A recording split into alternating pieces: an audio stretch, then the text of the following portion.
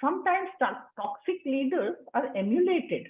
And that is how toxic culture in a company spreads lower down also, because the successor may also be toxic, because that is what seems to work. So to the question somebody was asking, what if it leads to success? That's an even deeper wound that people have to deal with. Everyone, welcome to our webinar today. I'm Kiva, and it's lovely to have you all join us today for this webinar series, The Future of Coaching. Before we get into the details about the webinar, it would be lovely to actually hear from all of you. If you could use the chat box and share with us which part of the world you're joining us from. Brilliant. So before we get started, I just want to take a minute to share with you all about something that we've been building up together at Coacharya, and today we are here to share that with you. So this year is Coacharya's, we're celebrating Coacharya's 10-year anniversary. And we wanted to make it special because we've got so much from the community, and we've been able to, with the help of everyone, bring together a lot of learnings to the community. And so for this special celebration, we have launched a book. Yes, you heard that right. A very, very special book called Reflections on Coaching, an anthology. It is a tribute to the coaching profession by master coaches. And we want to, as part of the International Coaching Week, celebrate this with you, celebrate this book with you. And Yamini here has shared a link where if you click on the link, you can go ahead and download the ebook. And we hope you enjoy the book. This is something that we've put together collectively with master coaches from the community. So we hope you enjoy reading this book, and do share with us any experiences that stayed with you, and do share it with your network, and hope the coaching community and the power that it brings to everybody in different spaces is something that you experience through this book. So welcome again. Hi, Neha. Sure. So we're going to get started with the webinar today. And the topic for the webinar today is toxic leadership and coaching. So coaching toxic leaders. And we have with us our host today, who is Coacharya's co-founder and CEO, Pranav, and our lovely guest, Gayatri, who is a leadership coach and a consultant. And they're going to be speaking to us about sharing their views and discuss with us about this topic. So over to you now, Pranav and Gayatri. Thank you, Kiva. I think the best part of starting these webinars is seeing where everyone is coming from regionally, and not only is it different countries and cities, but different time zones. And for one, I'm pretty happy that it's not 4 a.m. in the morning for me, for a change. Thank you, Kiva, for not making me do that. But I am looking forward to our conversation, Gayatri. Toxic leadership is something that most of us have probably experienced at some level. We did a pre-poll on LinkedIn, and per the results of that sample, we had 97% of our survey saying that we have that they've experienced toxic leadership. So that means, based on, so we asked, so basically one person said that they hadn't experienced toxic leadership, and Gayatri's comment to that is maybe they're a toxic leader, so they're unaware that there is toxic leadership, and we can get into that in a second. But what I wanted to share personally is my own experience with toxic leadership. I'm both a recovering from toxic leadership, and perhaps even have been a toxic leader. I don't know. Those are things that I need to ask myself. But the instance that I remember, my first corporate job in America, was walking into a room, a town hall, where the CEO was addressing the majority of the company, about 300 people. And this fellow walks in and says, his first line to us was, "You are all disposable." And he led with that. So that is without getting into the details, that was my first experience with toxic leadership. Gayatri, what was yours?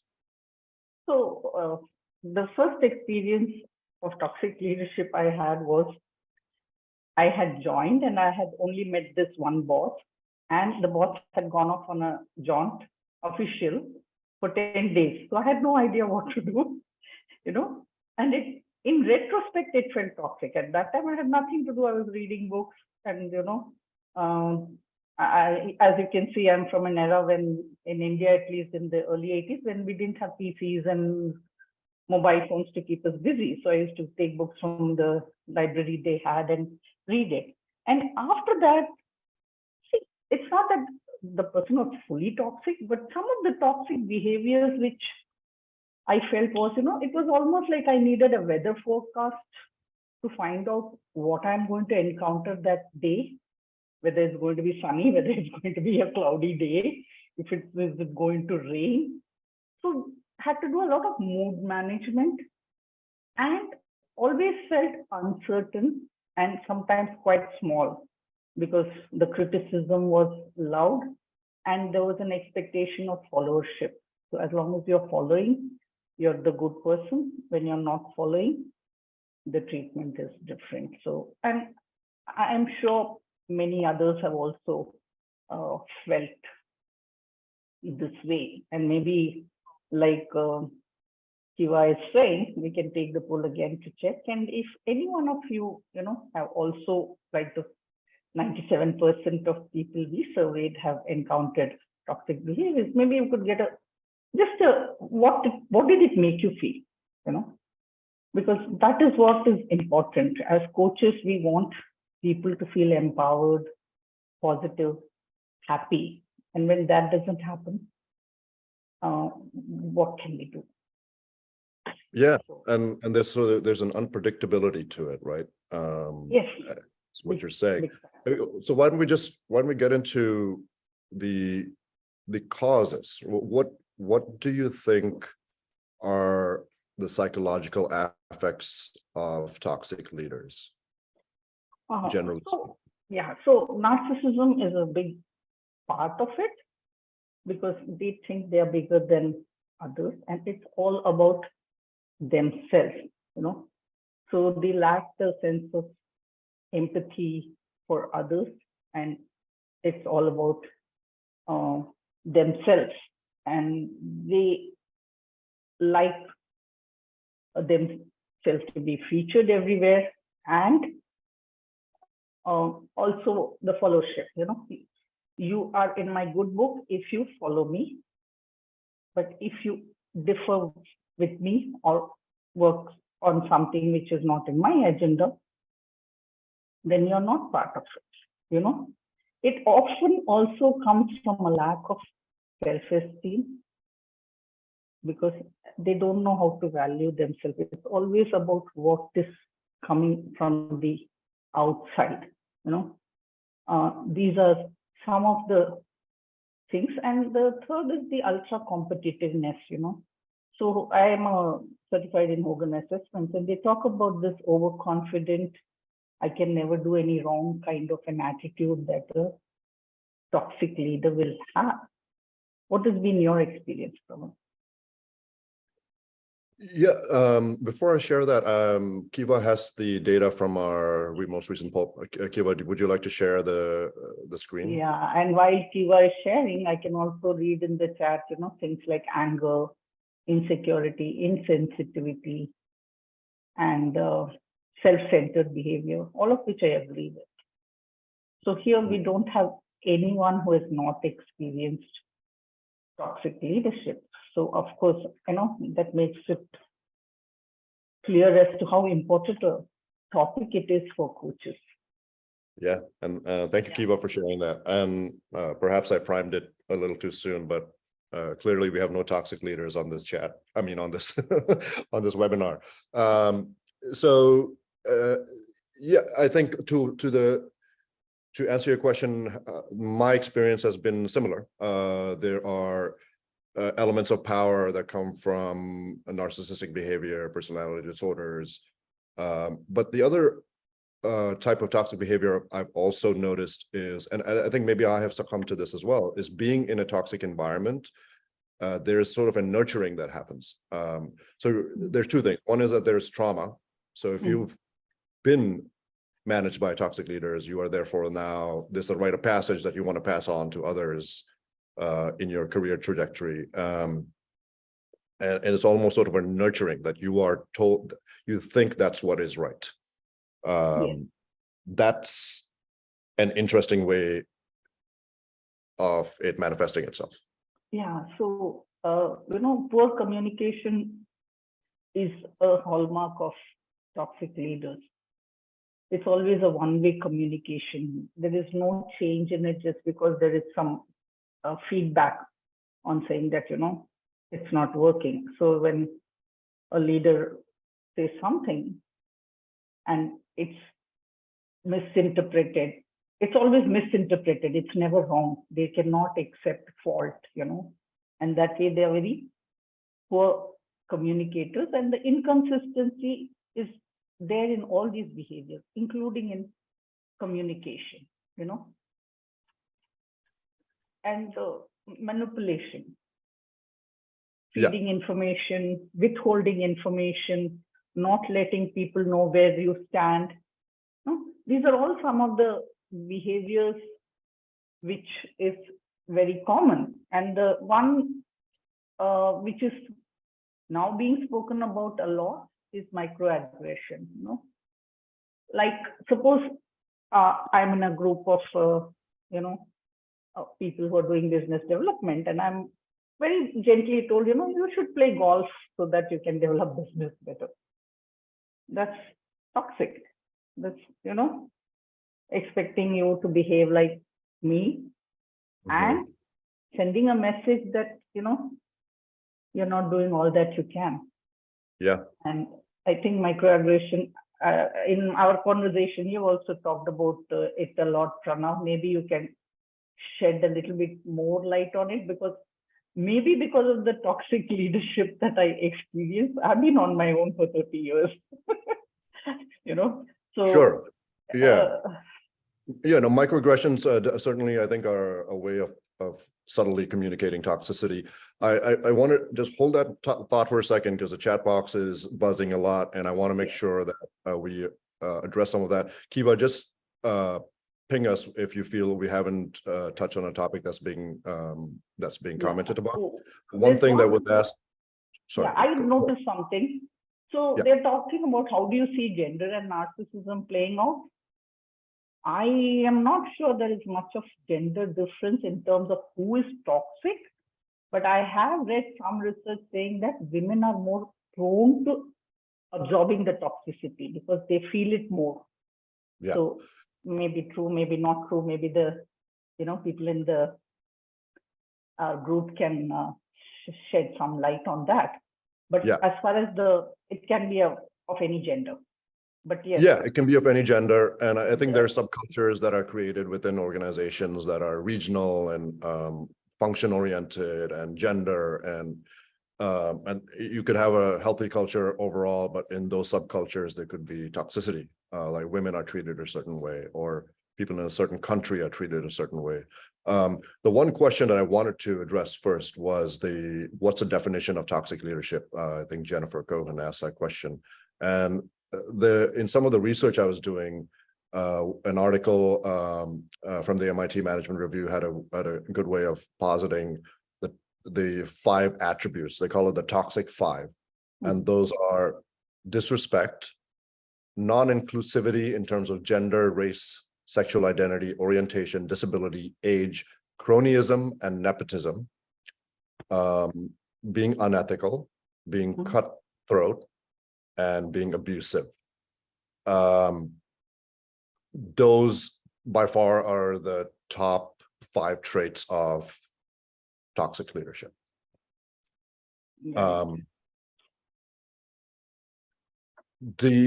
Going back to what you said about microaggressions, it's interesting. when we were doing our pre-chat, we talked a little bit about a concept that I found really interesting that you brought up, which is stealth. So the stealth toxic leader, right? So it is, are you, is it, what does that mean? The subtle toxicity, actively toxic, or are you passively complicit?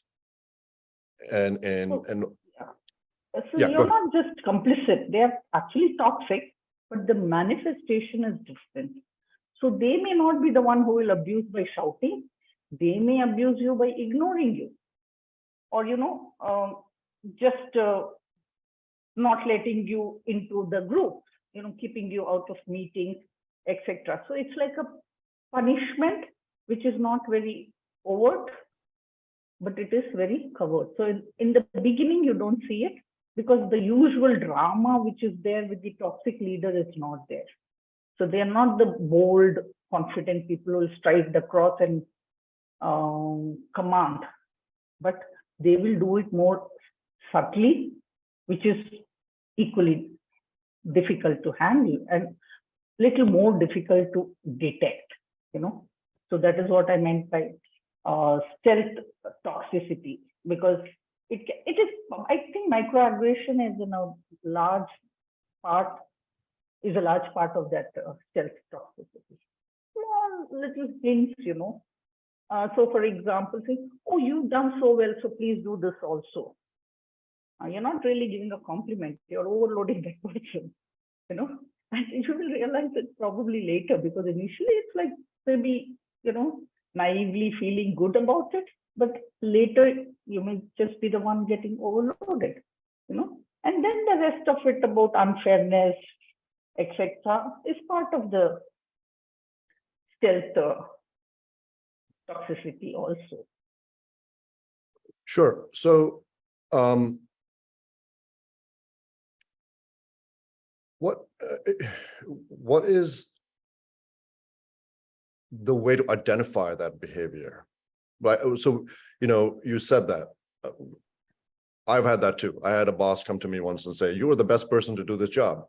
And it was literally the most menial job that one could possibly do. But at the time I felt recognized. I was, 18 years old. I don't know, looking for validation and affirmation. So he manipulated that. How does one know? So my gut instinct tells me that when you feel it within yourself, you don't want to go to work, you're kind of on tenterhooks all the time. So the anxiety level, as it increases, possible that, you're experiencing toxic leadership. Of course, anxiety can have other elements also, but if you're just a, happy-go-lucky person going to work and suddenly you get all these feelings of anxiety, there may be toxicity.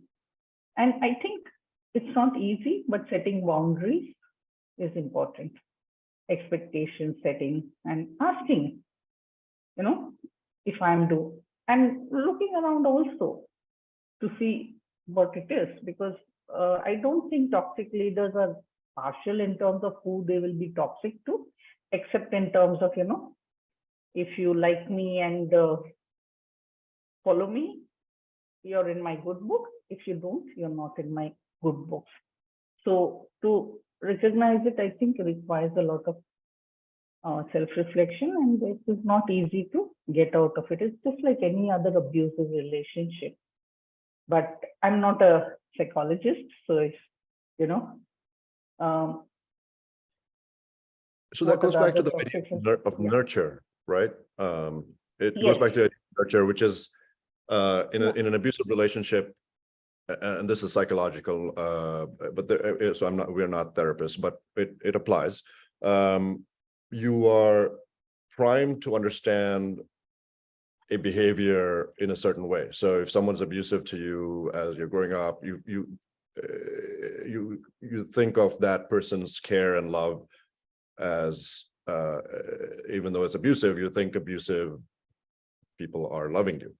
And if you're starting, or a career 17, 18, or even younger, and someone is an abusive boss, then you assume that's how it is, which is probably true for me in some instances, and maybe others as well. So the question is, when you first start talking about stealth toxicity, it made me self-conscious. And it made me think about whether or not whether I've done it. And I assume the 81 of us on this call here are also maybe thinking about that for a second or reflecting on it. I mean, how do we unearth and perhaps even correct the toxic leader in each one of us? So I have, of course, like I said, I'm not a psychologist, but I'm going to use a little bit of my knowledge on transaction analysis. So a toxic leader is generally in the avatar of a controlling parent. They tell you what to do, and then they tell you that it is for your own good. So they are never adult to adult, and seldom will they come down to the child level. So they're always in that controlling parent. So they will tell you what to do, and so you have to be good to them because it's all for your good. I'm the parent, right? I know best. So I know what you want also. So if you say, I want something, I say, no, this is what you should want. So that is what is the controlling parent. So I suppose if you reflect and find yourself doing that, saying that I know what you should want, or as a coach, sometimes we get into, this is not a great goal, that's a better goal. Maybe, elements of it is coming through. Okay. So Raj has written that they can be a rebellious child too. I personally feel that it is a reaction to the controlling parent. So, toxic leaders must have had toxic elements in their life also, right? So I think it's a good time to go and check, having reflected, like, am I excluding someone? Am I giving someone the silent treatment? So maybe, you can go to the poll and check out and answer the question about have you exhibited toxic leadership traits? I definitely have. I have. So I think, so I think the poll will give us some answers, and I think everyone perhaps is even thinking about this question. There was an interesting question just posed, whether aggressive leadership is considered toxic leadership. What do you think, Gayatri? It's a telltale sign, but not necessarily toxic leadership. If the aggressive leader is taking along people and they're all growing together, and there is fairness, maybe it's not toxic. It may be very overwhelming, but there is you're on an express train going very fast. So you're used to going in a passenger train or very slow. So it's a little different, but need not be toxic.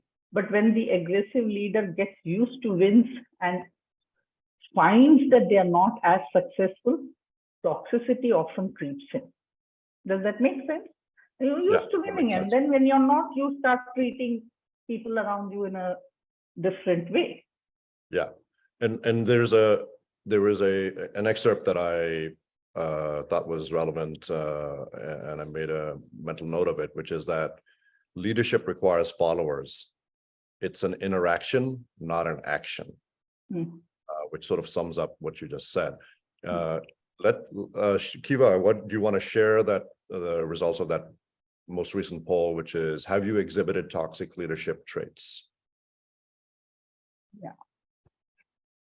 And there was a question from Veena asking whether these toxic traits helped one gain success. They often do, especially at the beginning, when you're going aggressively. But when you have to lead a larger team, or, there's then it becomes more difficult, So that it's an interesting result. the majority of us do think we have exhibited toxic leadership traits. Yeah. Thank you, Kiva. We talked a little bit about how toxicity, and we're going to get to the whole, how do we deal with it in the next half of this, but I'm still trying to dissect and analyze what the causes are, right? And there was a correlation to Maslow's hierarchy in one of the articles that we were researching. Do you want to get into that, Gayatri? Should I prime it for you? I guess, no, it depends on, I don't think they're at a self-actualization level for sure.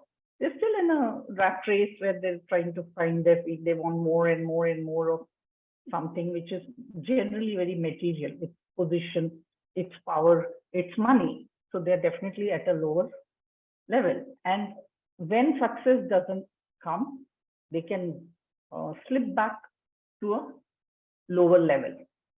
What's your take on that, Pranav? Exactly that is not, they have not self-actualized their behavior. They're operating at the survival level, right? And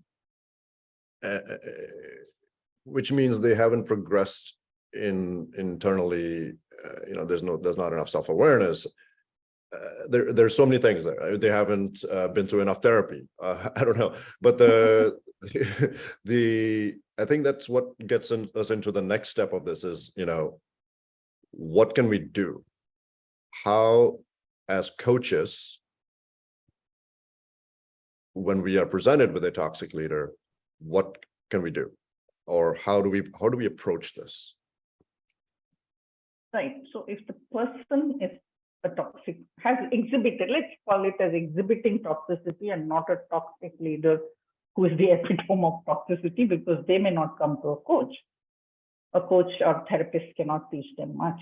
But if they have come, there will be areas where they want to improve, So a lot of it is about communication, and we talk of, this a non-violent communication, where you talk of things like how do you convey things, in terms of the way you use words and how you can communicate without being aggressive.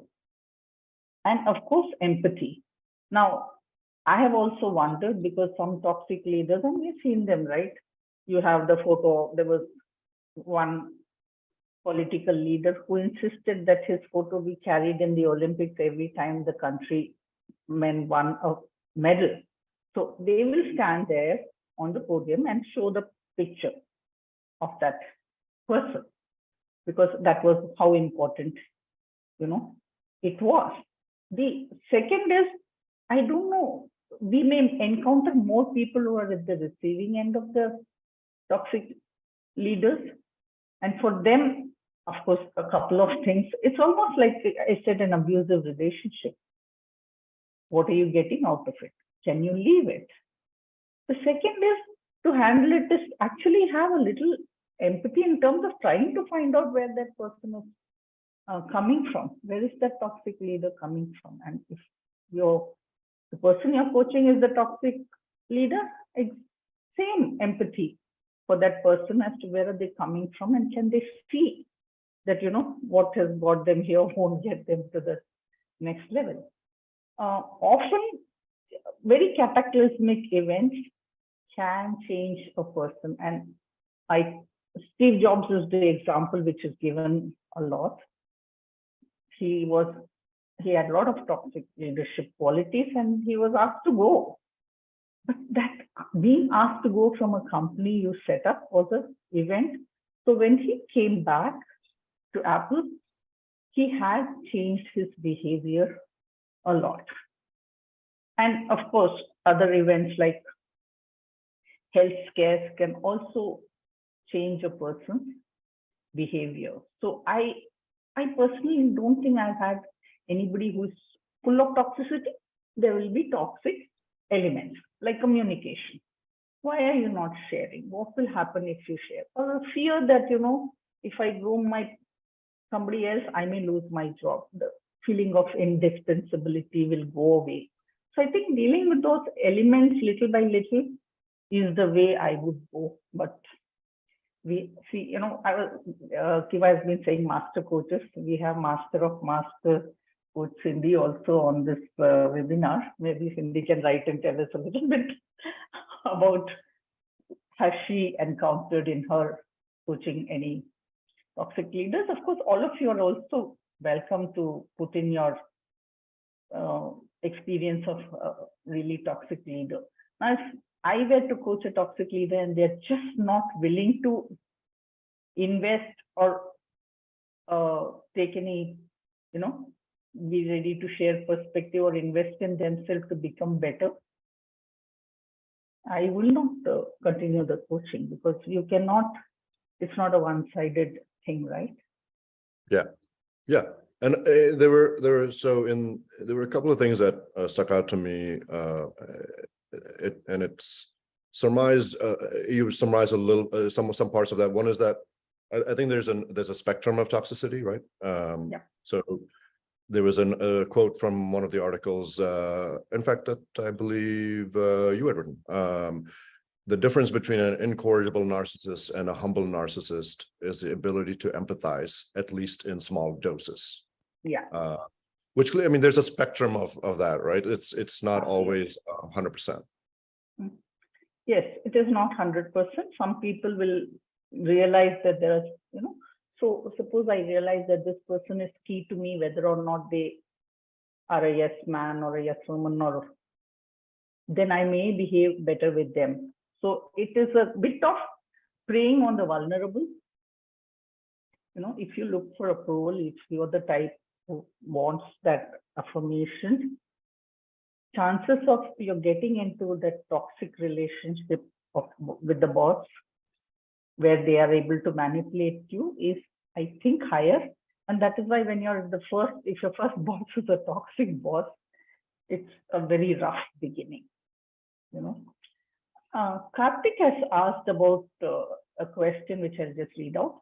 How do you differentiate between element of controlling versus situation leadership concept of S1 quadrant, which requires individual to give instruction depending upon employee who is new and learning?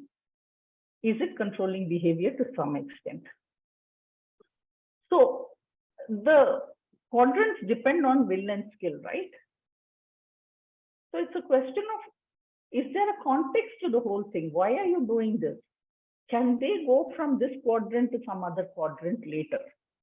So if it is done with the explanation, or, why are we doing it and what is in it for the other person, and that is where the difference will come. Otherwise, yes, it is a controlling, directing behavior which is needed at that point, because, the skill level is very low.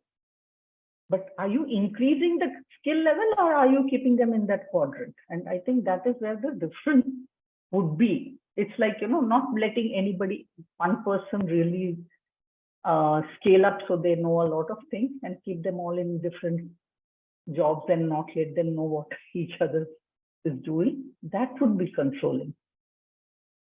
That's my, okay. So let's pause there so that Kiva can share the results of toxic traits. This should be interesting. Go ahead, Kiva. So I'm going to try and catch up on all the questions that are being asked. So I like what Tani is saying that criminals select their victims carefully. Indeed, that is true. And I'm sorry about, he's also saying, check their behavior through routine activity theory. I have no idea what that theory is. I'm so sorry. So maybe a little bit more if you can write about it. And second is, how do you handle it yourself? You develop yourself. Go to somebody, some mentor, someone else who can, reflect with you and tell you how to do it. Okay. So what traits? So this is... Okay. Go ahead, guys. ignoring seems to be the silent treatment. I think it happens in families all the time, which also tells us that it's not just workplaces which can be toxic. As we all know, even the home life can also be toxic. And the narcissism is not a big deal, but yeah, I think they're all very valid points. And what bad language, yes. So I know I may be a little bit unpopular if I say that. If you see Virat Kohli during IPL, he uses a lot of bad language in a language which perhaps is not English, but yes, it happens. And sometimes some people do it to motivate themselves, going all gung-ho. But yes, that body language is also very in your face, manipulation, not listening, selective listening, turning your words against you. Right. Especially with this, all these things about fake news and fake things. So they can just attribute words to you and turn it around. So yes, attention hogging. Yes, very, very true. Yeah. Yes, Pranav, maybe you can comment on the things. Yeah, it just seeing all the words there, it's interesting. Perhaps this session is allowing people to vent in some ways. So it's maybe therapeutic for them as well. The thing that I was wanting to touch upon, and then we can go more into the coaching of toxic leaders or the victims of toxic leadership, is that there's a lot more transparency in this regard, right? So between the millennial and zillennial generations being more open and advocates of their own wellness and well-being in the workplace and remote working and things like social media, and then things like Glassdoor, where you can go and look up a company's reviews. And you can immediately tell if they're a toxic company or not. It is right there, right? So, to the extent that it has influenced the Great Resignation, and how employees are perceiving the workplace, there's a major shift, right? Culturally. Yeah, there is a shift, but on the other hand, because of the social media, etc., people want instant gratification. So if they are not noticed instantly, they feel bad, So I think there is some element which helps the toxic leader influence them more. And if they are very well known, like, for example, let me take the examples of, say, a professional college alumni group. Everybody gravitates towards the well-known person because they want to be like that. So sometimes toxic leaders are emulated. And that is how toxic culture in a company spreads lower down also, because the successor may also be toxic because that is what seems to work. So to the question somebody was asking, what if it leads to success? That's an even deeper wound that people have to deal with, So they have the advantage of being able to, it's like being hyperlinked, right? So one bad behavior and you're known everywhere. Now, if you're the type who is reflecting, taking that feedback, it can be bad. It's not good for you. But if you're the type who will ignore that or turn it around, whatever Glassdoor does doesn't matter. You can say that, hey, my stock has gone up 50%. How does it matter what these people say? And these are all disgruntled employees. You can spin it around. Right. So it works. I think there are two sides of the coin to this because of the way the need for visibility. So, how many likes are you getting on a post? How many people are reading? Who is, sharing? And I have to be honest, I think at some level we all manipulate that, right? Like if I want my post to be read or, if I want this webinar to be attended by more people, I call my friend and said, I'm going to post this, like it and make sure that you share it. That's all manipulation, right? And it's maybe a smaller level, but manipulation is something which is at the heart of toxic leadership. They try to manipulate the environment, the people. Yes. I think the idea, the sentiment here is that it's a selfish behavior, right? So someone did ask that, what is it? What if it's contributing to their success? Well, yes, it's contributing to their success, their individual success, not the success of the people around them, which is not necessarily a leadership trait that, say, a leadership development firm like Coacharya would want to encourage, right? So there's also the idea that it's a zero-sum game. It doesn't have to be that. It doesn't have to be a zero-sum game. There's a chance for it to be a win-win for all those involved. And then I think that it's also the motivation of your employees. Are they going to be more motivated because they're suppressed and subjugated, or are they going to be more motivated if they're happy to go to work and energized? Right. And there's a question whether favoritism is considered a toxic behavior. See, favoritism, let me put a different spin to it. Favoritism can be perceived because of lack of knowledge. Okay, I'm being promoted or I'm not being promoted, that person is being promoted. It may be that you just didn't know the amount of work they did, because they're not communicating, they're not telling you the benchmarks, etc. Deliberately favoring someone so that, they can hurt another person, that would be a toxic behavior. But I suppose we all have a little bit of a favoritism creeps into everything, right? As long as it doesn't overwhelm other things, that is fine. So if we can have expectations set, if we can have benchmarks for different behaviors, what will be, considered good work, and there is communication and openness, the favoritism will reduce.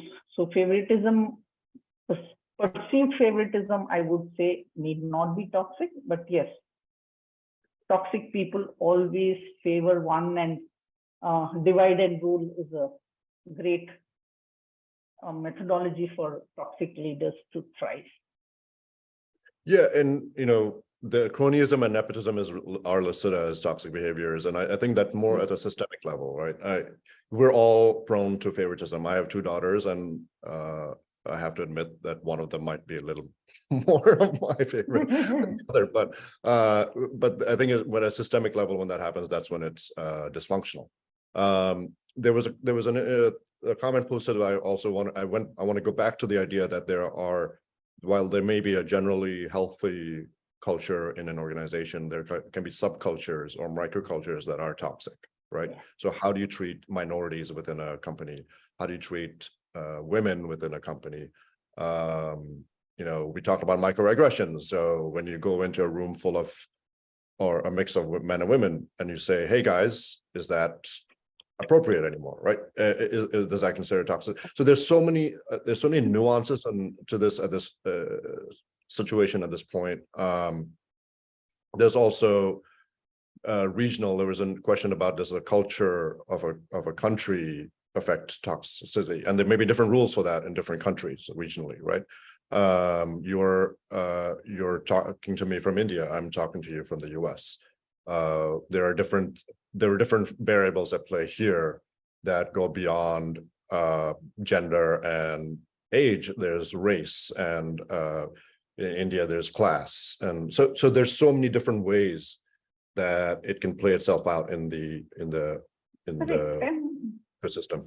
So it's just that even ignorance can come across as toxic. So suppose I'm talking to someone in US and they say, "Oh, you speak good English." It's microaggression. What do you mean?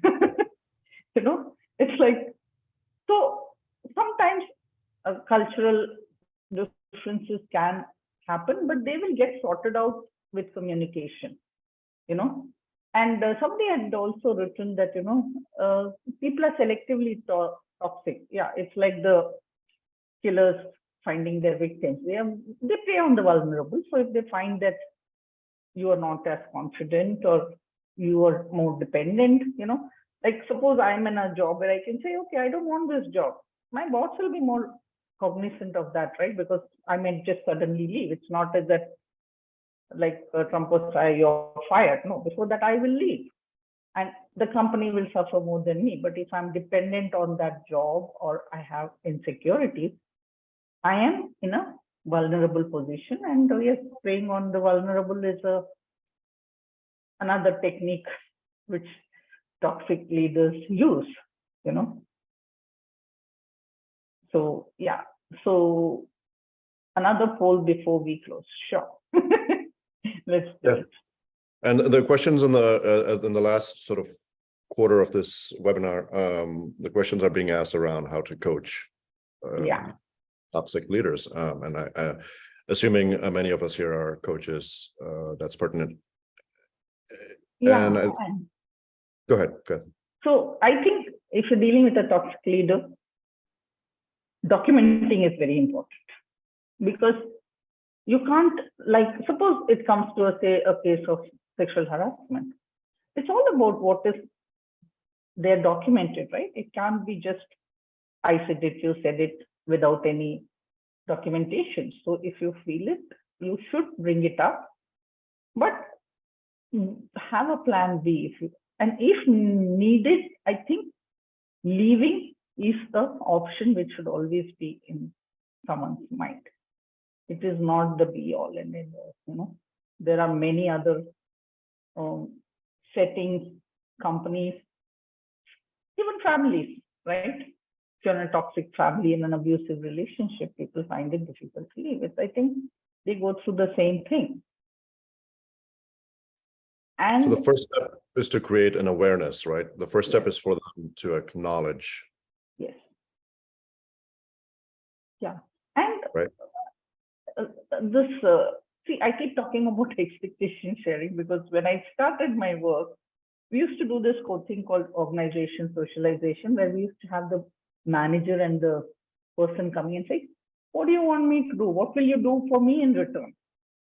It's a kind of conversation which, if it is had at the beginning, will set the tone properly, saying that it's a mutual relationship. It is not one lording over the other. But for that, of course, you need a lot of confidence and clarity, about what you want to do. So, Shiva, is the poll been ready?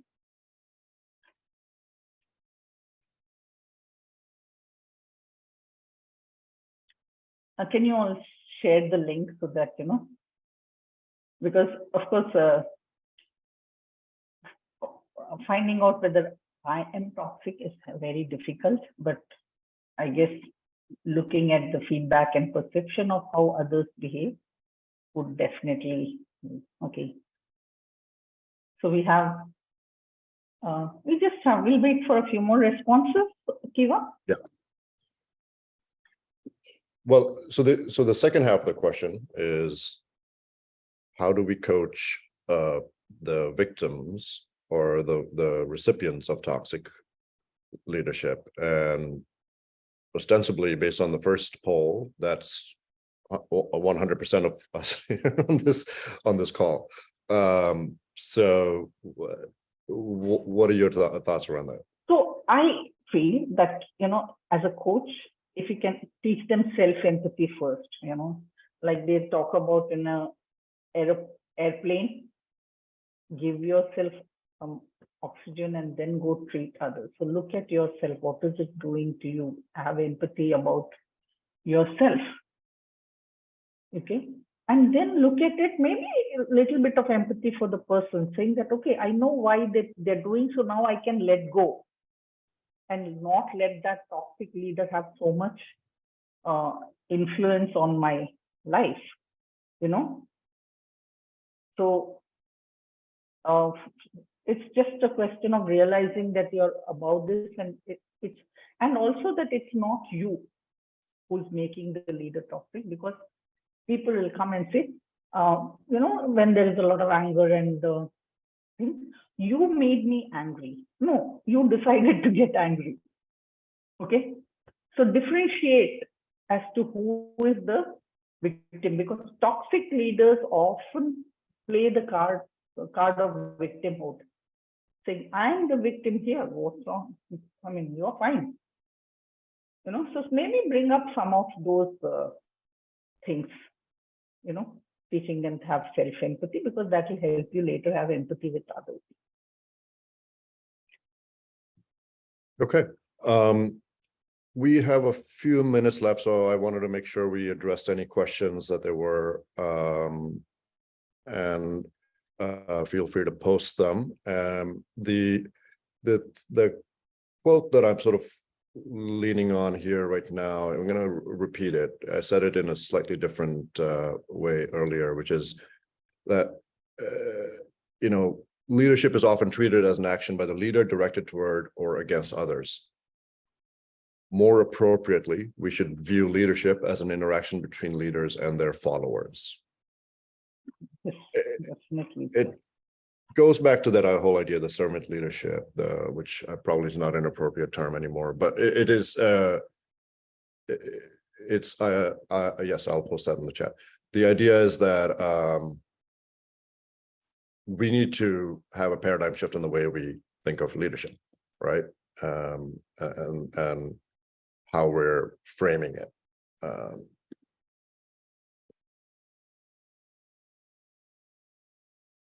posting that. Do you think this will happen? I think it's happening sometimes because the other option is not working. People are quitting, you need to keep them engaged. And when people quit, the guys or girls and the others you want to keep are the ones quitting. Look at Twitter. That's absolute, I mean, to me, it's very toxic. But I don't know what people who have still retained their jobs think of it. But that kind of, haphazard, unpredictable, absolutely like no empathy, right, with the person. So for example, I read some notes about how Twitter is reducing his paternity leave. So on one hand, Elon Musk is someone who's been known to say that we need more people. The population should increase. On the other hand, he's also talking about paternity leave, because that is the philosophy he spouts. But reality is that for him, that time is your time is my time because I'm paying for it. So I own you, kind of, as long as you work for me. So yeah. So okay, this is just a logistical thing. George is asking whether there's a way to copy the chat. So when the recording is shared, I think you can see the chat also, isn't it, Kiva?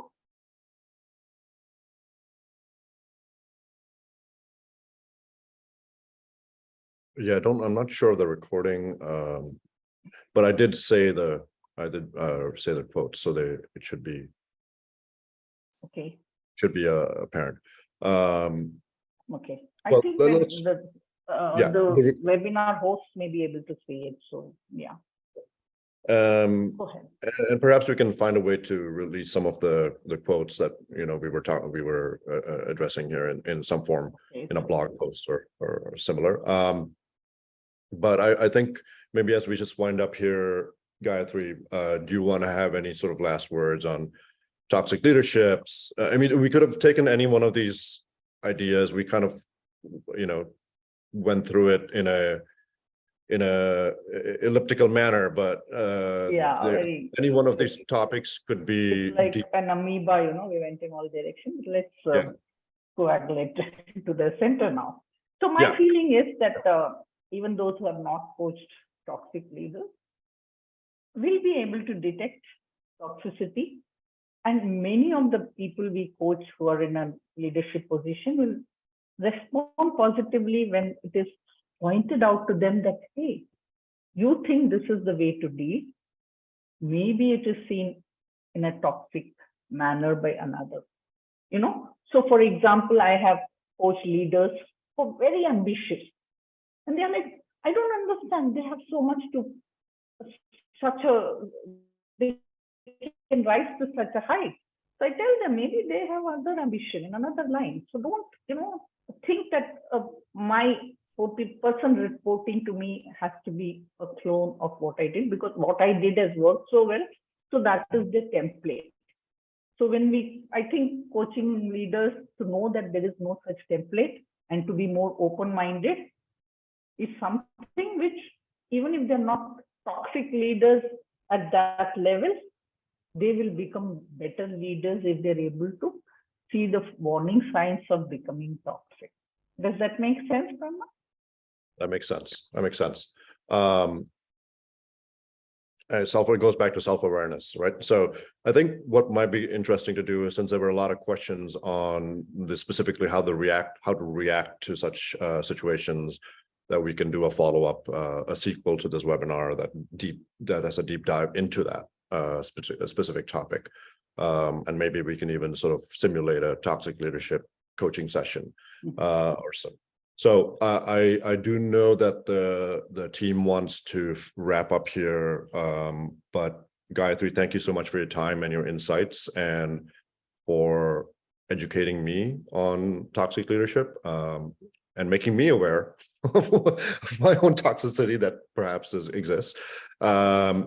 And I hope that so there is a little bit of toxicity to Harish's thing. Yes, we must not label people as toxic, just like, the positive labels, the negative labels have to be very carefully dealt with. So, yes. Yes, correct. So, and yeah. it is a spectrum, right? So it's, and we're all humans at the end of the day, and that's what it is. But I think it is hopefully also been generative for the audience to listen and reflect on both their own versions of toxicity in themselves or in others, and we can keep this conversation going, because clearly this will be a relevant topic for the years to come. With that, thank you so much, Gayatri. Kiva, would you like to take over? And thank you for the invite, Pranav and Kiva. Our pleasure. Thank you so much, Gayatri and Pranav. That was a very interesting conversation, very eye-opening, and I think the chat box was buzzing. So a big thank you to all our participants also for engaging continuously and for sharing their thoughts and for asking all the questions that you did. So we'll surely get back to you all with maybe a follow-up webinar session like Pranav shared a while back. So we'll stay in touch with you about that. Just as we are closing out, just one or two announcements for all of you. So you must have received an email from us last week about a new learning opportunity with us. So we have kickstarted the thought leadership groups on our community platform called Coach Nook. It's absolutely free, and we have 3 facilitators who are leading 3 specific groups. So Yamini is going to share the links for you to sign up. So just take a minute and explore if this is something you'd enjoy. We also have a bunch of coaching foundation courses lined up for May and June. And if you are new to the coaching space and want to know more about these courses, you can write to us at contact@coacharya.com. And if you're already a coach looking to move to mastery, we have a Coacharya Mastery program planned for June with our program director, Cindy. And feel free to connect with us if you want to know more about that course. You can also connect with Cindy directly at cindy@coacharya.com. So thank you so much once again, Gayatri and Pranav. It was a very, very interesting conversation, and a big thank you to our participants again. And we hope to see you again next week at the same time. See you all. And you have that email ID community@coacharya.com. So keep the conversation going. And if there's anything on this topic, share it with me, and maybe we can put the answers together and mail them to all the participants. So that thanks would be a lot. great, Gayatri. Thank you so much. Thank you all. See you. Bye-bye. Bye-bye.